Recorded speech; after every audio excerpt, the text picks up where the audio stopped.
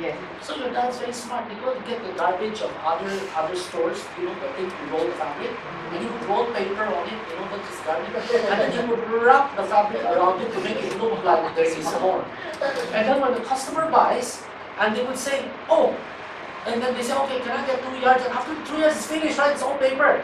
And then said, oh, that's it. You don't have any more. Said, oh yeah, the sales is very good, so it's finished. No more stock. And then what would my dad do? Because every tailor there already had a regular store they were buying from. So my dad would knock on every tailor, befriend them, drink with them, play bowling with them, to solicit their business. So that at least they will buy some from us. That's how this happened in the beginning. It doesn't make sense. That's the real. You know the saddest part? I tell you the saddest part, which is why I'm doing this business. My dad died young, at 50 years old, because of cancer. You know why was that? He worked very hard since he was small. Until the very end, he was never able to enjoy. So when Philip Chung talks about time flying, I understand completely. So if you understand that and the value of this business, how can you not? You don't have to work as hard as my dad, right? So when I know that and I know these stories, I dare not complain about the little failures, mistakes that we do in Muslim because it's too cheap, it's too small. My mom would laugh at me. And she would probably say, I know her, because her words that she would use like this, you're so useless. So vision, very important. You need to have a very clear picture of where you're going, and it has to be worth it. Don't cast the vision that's not exciting. That's not going to motivate you. A couple of things about vision. Number one is, you have to plan and you have to design the life that you want and do reverse engineering. But the second thing about vision is you have to believe it when no one did. I went to Spain, and then one of my favorite places is a place called Barcelona. How many of you been to Barcelona? How many of you know that the first time you go to Barcelona, you come home with one conclusion, not enough time, and you have to go one more time, right? I went for the second time, and my conclusion is this. Not enough time. I wasn't able to visit the factory outlet of Mango. You know what I'm saying? And Zara. Right? So there's still a lot to see. And you know there's a very famous cathedral there. Right? And that was created by a guy called Gaudi. That cathedral is already 100 plus years in the making and is still not finished. And they have a very big new style. It's almost finished. Finally, after 100 plus years. Gaudi's dead already. But that's how far the vision of this guy is up to today. You don't see any church looks like that. You understand? He's not the only one. Walt Disney is one. You know, when Disneyland was done, right? Walt did not see it, and there was no precedent. So he had no excuse to say, but I don't know what to do. I'm not used to this. Nobody created about this. It was a first. Yes, it is. That's the hardest thing.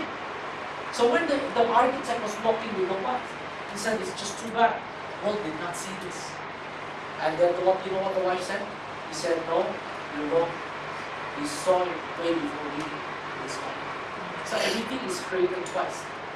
The first time, it's created in you. If you have empty over here, I tell you what, it's not just this business. You probably will be mediocre because you don't have a good future to watch. Right? You know you're in new skin. If you don't have new skin, you have an excuse. You can talk to the Lord and say, you never gave me a chance. Or when you have new skin, you know what the Lord will tell you? You just believe. You know, in Philippines when we do that, it means to say, good for you. You deserve it. Because I give you so much, you never took any action. Some people don't even have the chance. You know what I'm trying to say? Okay? You have the vision. You have to see it before other people can see it.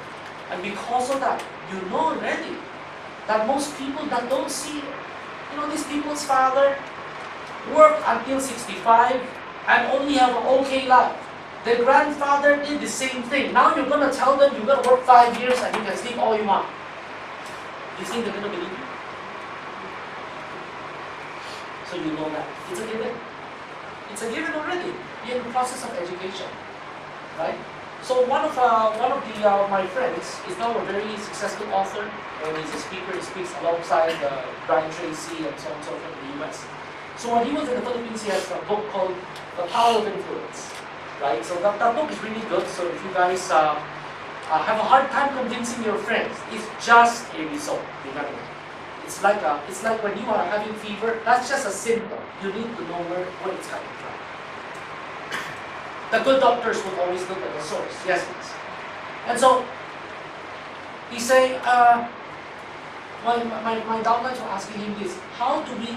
Because he's young, he made his first $1 million at 24.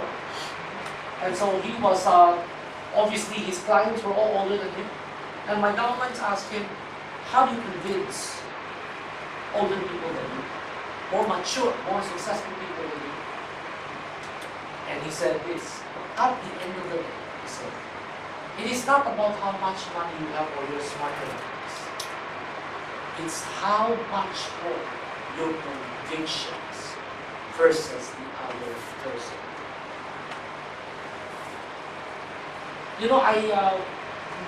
Last night I saw this Indian guy. He brought a whole crowd of Indian people to go to the success summit, right? And I just got it from Jack that this guy has multiple clinics in KL as a doctor. And he closed it to do this full time. Wow, you studied so long. It's bragging rights, In the Philippines, doctors can get any girl they want, They just say, I'm a doctor. Immediately the girl is already 50% there, Yeah, so it's not easy to give up this kind of title and, that position of respect. But he could give that up. And then I asked Jack, who is the sponsor? And he said, oh, Judy and John. I happen to know Judy and John. From there, I said, I know already. Why? Because I tell you what, Judy's and John built Malaysian market earlier than we did. And they have a training center ahead in the Chinese center somewhere near the Jalan Ampang there. It's a Chinese building. MCA. Yeah, MCA. Yeah, that one was the training center. I was there, I believe. And what happened? They have a reboot. Malaysia opened the first year, the group is half the size. While the second year is almost gone. And now they don't have a training center, the group is not really. This doctor just came in. And by the looks of it, you think this guy can succeed in India? What do you think? A successful doctor, Indian, going to India, with a whole relative in full force. And they belong to a different class of people. You think they can succeed? I have that. But how can Julius and Jack still convince them? Even though you can call it failure. You spend so much money and so on, and then you did not succeed and bring home become more successful than you. Willing Tan is more successful than them. That is in Malaysia, of course not. But they put in a lot of work and a lot of time. There's only one way that you can convince them to do it. It must be the doctor saw your passion, conviction. Yes, it is. That conviction was right here. So how can those people still have that conviction even after the failure? Vision. The vision is strong. When the vision is strong, you can overcome all sorts of obstacles. How do I know that? Because in Europe, during the time, and then, how many of you been to Poland? There's a place there called Auschwitz. And when you go to Auschwitz and they tour you around the concentration camp, it's depressing. And you imagine the winter. And they don't have heaters. How can they survive? right? The Chinese won't survive because the Chinese, when it's a little bit cold, we have thermal wear, we have wool, we have all sorts of things, and we have a blanket on top of it. And plus a scarf. If it's Monica, there's a lot of scarf. There's another wrist scarf on top of it. You know? What I'm saying is, how did they survive? In fact, there were some Jews that survived. And I saw this on a video that was being used by Procter & Gamble. And they were interviewed. How did you survive? Such strong, such worst conditions. And everybody died. How did you survive? Those people said this. Said, because there was a life beyond these walls that we have to fulfill. They have children, they could still see things, they were imagining, they were convincing themselves, don't worry, this too shall pass. You know, in the Bible there is a saying, this too shall pass. Which means every situation, this too shall pass, time will get. And because of that conviction, that belief, the body responded, the body has. You see, your body will only follow whatever your heart and your mind intends. When your thing is strong, that's why when people are dying, if the will is very strong, sometimes the body will rebound. But when the will is no longer strong, the doctor will say it's gone. In the Philippines, there are two very famous alternative doctors that are in my team. One of them has been in the business for decades. Very radical.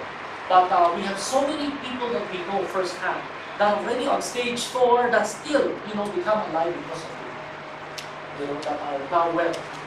And he told me this. I was so surprised. I thought that most doctors will, oh, you do this, you do that, right? But he said that the first time that he talks to a cancer patient, he will ask one very important question. And he will ask this question: why do you want to live? Based on that answer, he will already know this person can survive.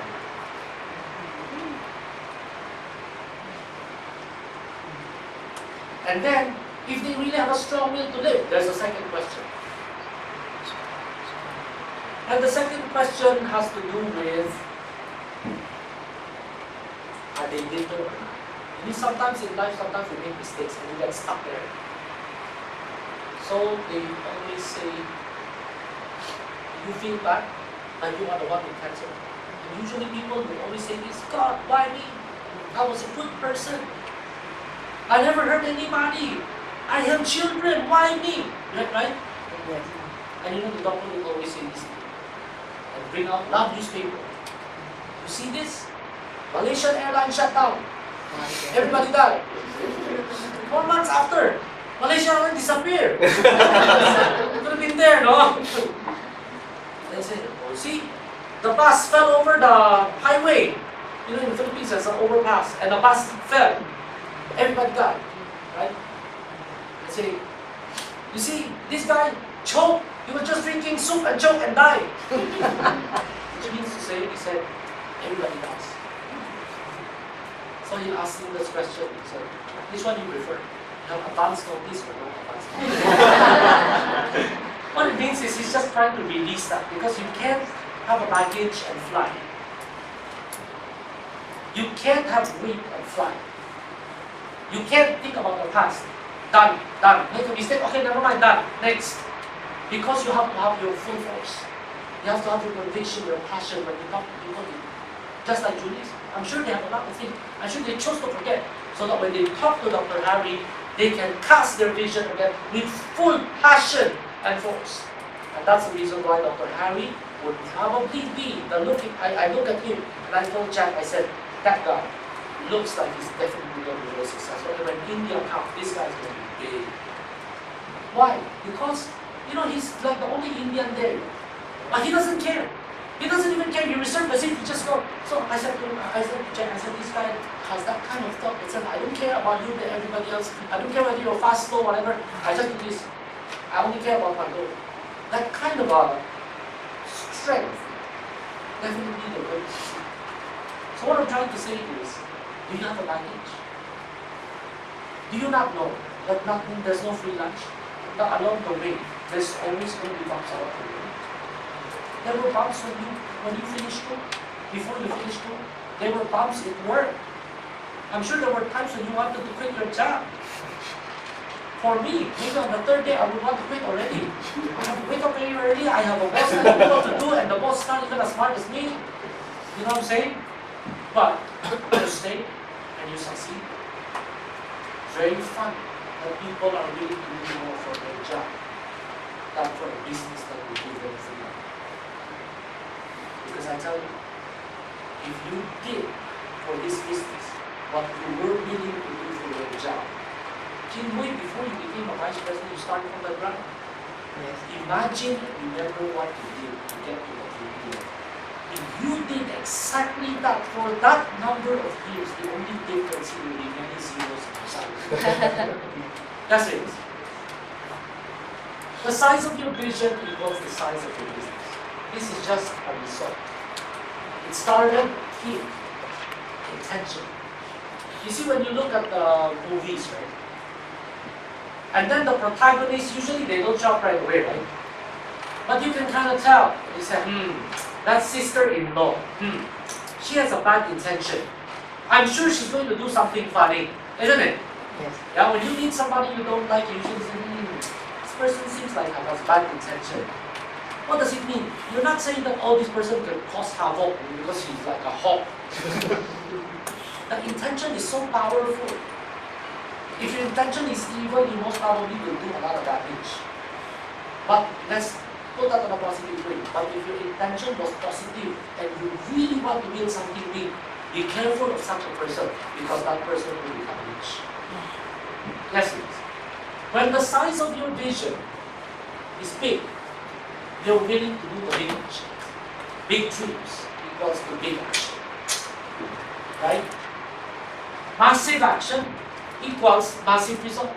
So it really starts with a big dream. Right? Vision is greater than you. If your vision is bigger than you, right, then you have less drama. Because anything that you encounter, it's nothing. It's so small. It's just an ant bite. But if your vision is less than you, let's say you're making $2,000 a month in your job. And then you just say, okay, I'll try, maybe I can make another $1,000. Wow, one rejection, you quit. Because why? It's only 1,000. That mattered to you. Yes or yes? And you exaggerate, small thing, you exaggerate, right? But when your vision is greater than you can make something big, a problem that's big, into something very small. Right? Not make a mountain out of molehill. Right?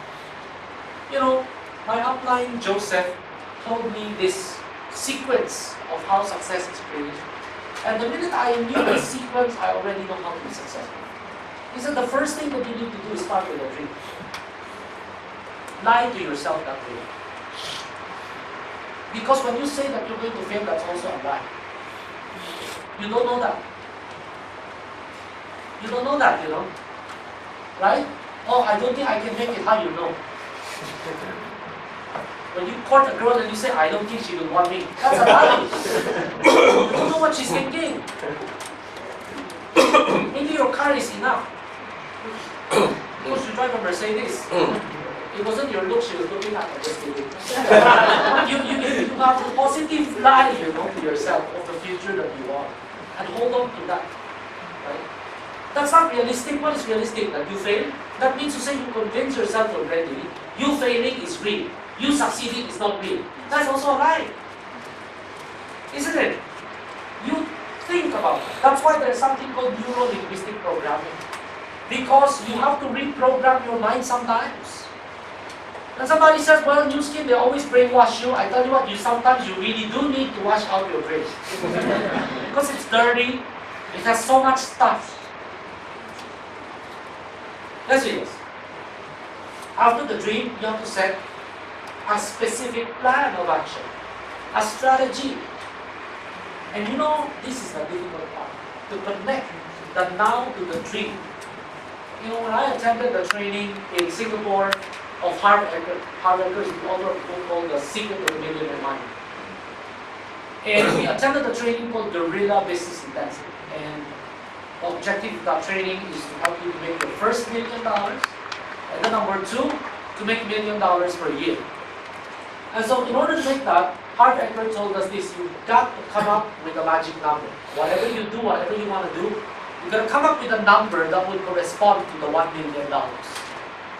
And after you get that number, you got to get that number, and then you have to create a plan that would make that number happen. That would make that $1 million. Which is another reason why he said, in fact, he debunked the theory that says, oh, because Muslim products are expensive, blah, blah, blah. He doesn't know Muslim.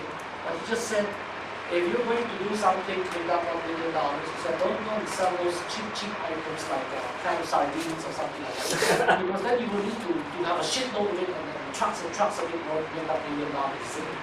But then if you have a larger item, let's say you are dealing with TR-90s $1,000, so you know 1,000 cents is $1 million. Yes, it is. Something like that, right? So he said that, in fact, when something is cheap, normally it's not a fancy product. It means to say everybody else has it. You have to compete in supermarkets. But when you are personally doing things, it's better that you have something very unique. And what luck we have here in Houston. Everything is so unique. Every time we launch something, it's very unique. Yes, it is.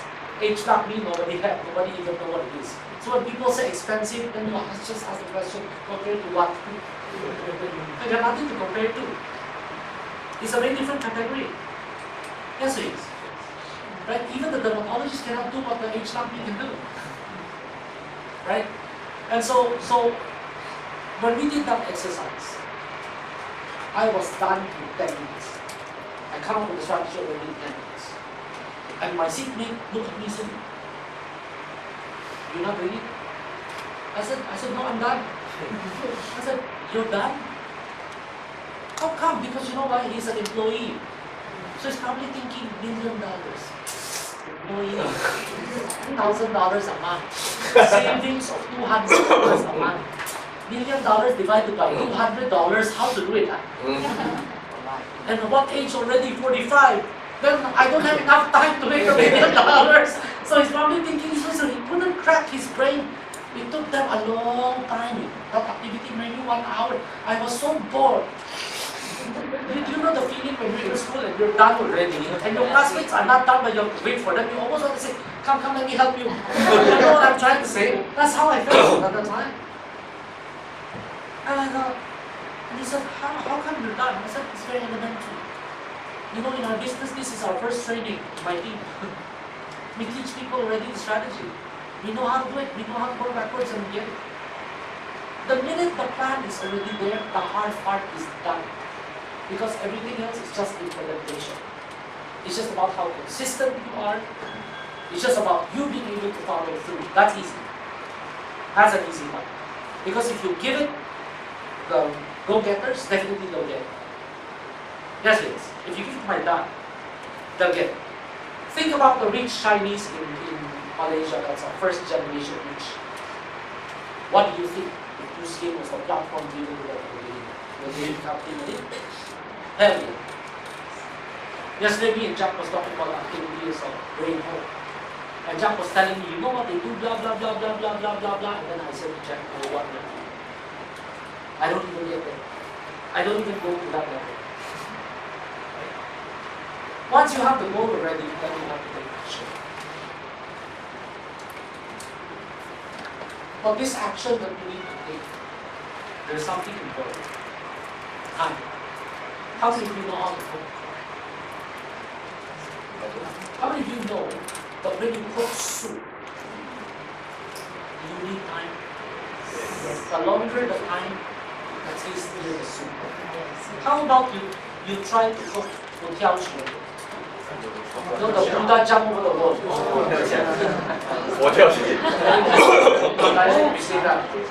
How long you know you call the restaurant, you want to order that, you can't get it right now. In the Philippines, we have to book in advance, you know.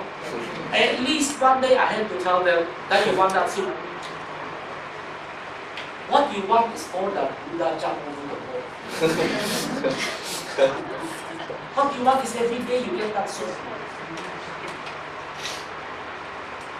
What you want is $40,000 a month in passive income. That is not going to be instant. You want instant, you get instant noodle. Yes. Yes. Yeah, so the action has to be 네. there. Through the action, you will gain experience. You're very lucky. Monica is here. If I have an upline like Monica, I become a blue diamond in 1 year. Why? I just have to introduce my upline and they will all listen. They just look at Monica, they buy the product already. Monica tells them this business is good, you have to listen because she has several hotels. You know what I'm trying to say? I never had that. Why? Because my upline is in Hong Kong. And I was in the Philippines.